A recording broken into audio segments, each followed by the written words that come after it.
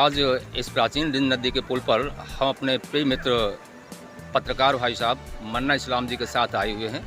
और ये रिंद नदी का पुल बहुत ही प्राचीन, लगभग 300 वर्षों से पुराना पुल है ये। और इसका इतिहास जो है वो भी बहुत ही रोचक है।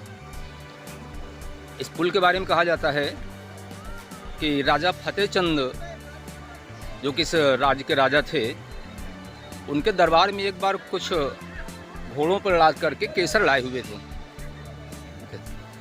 और उस केसर को बेचने के लिए वहाँ के व्यापारी राजा के दरबार में जाते हैं और राजा जी से कहते हैं कि राजा साहब हमारी केसर खरीद लीजिए।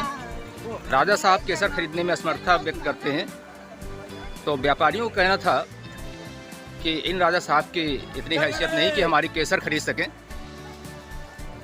इससे उन्होंने अपना अपमान समझा और सारी की सारी घोड़ों की केसर मंगवा करके इस पुल पर जो बन रहा था उसके सीमेंट में, गारे में उसको मिलवा दिया। और ये भी कहा जाता है कि इस पुल पर आज तक कोई भी किसी तरह का कोई टैक्स नहीं लिया गया। एक समय पर आवागमन के लिए रिंद नदी पर यही एक मेन पुल था। और इधर आप देख रहे हैं हमारे सामने एक नया पुल बन के तैयार हो चुका है। लेकिन इस ऐतिहासिक धरोहर को इस तरीके से देखिए आप लोग, जीर्ण शीर्ण हालत में देख करके बड़ी तकलीफ़ होती है कि जहां एक और हमारी सरकारें प्राचीन धरोहरों को संरक्षित करती हैं, लेकिन इस पुल की दशा आप लोग देखिए।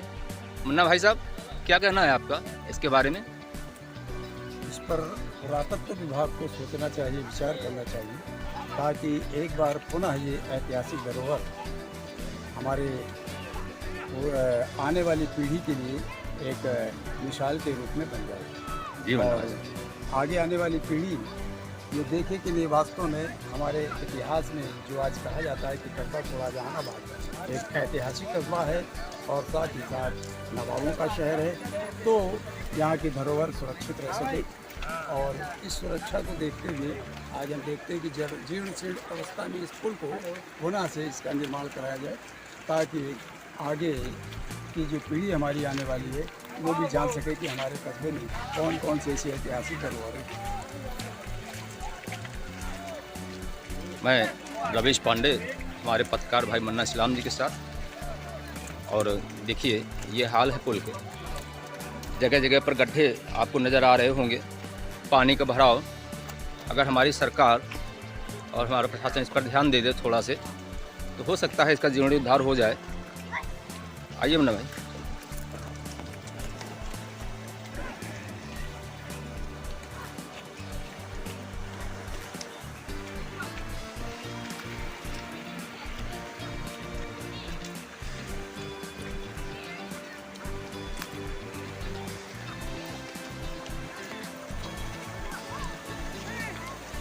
अरे मन्ना भाई साहब, मैंने सुना है कि इस पुल के बारे में एक और भी बात है कि इस पर कोई भी, इसके तेज़ बहाव के सामने कोई भी पुल टिक नहीं पा रहा था। और ये सत्य है कि इसके पहले फतेह चंद्र ने क्या किया था कि आवागमन को सुचारू रूप से चलाने के लिए एक पुल का निर्माण कराना शुरू किया।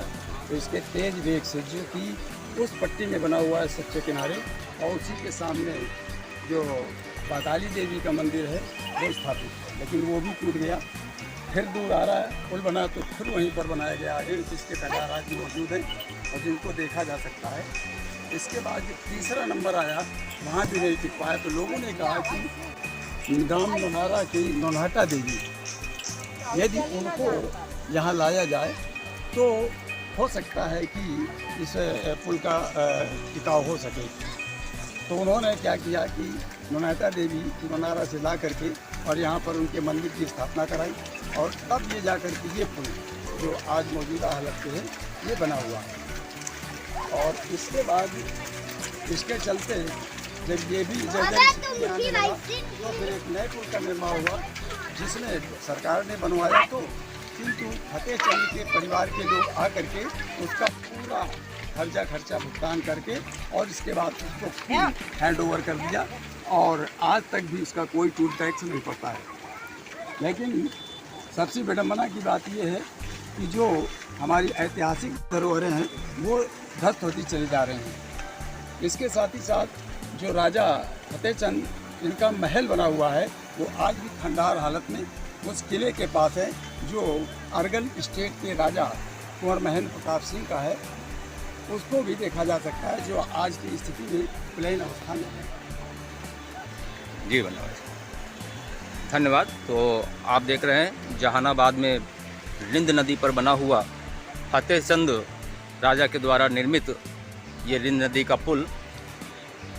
और अंत में मेरी सरकार से यही गुजारिश है कि इस ओर ध्यान दे करके इसका जीर्णोद्धार अविलंब कराया जाए, जिससे कि प्राचीन धरोहर हमारी संरक्षित रह सके।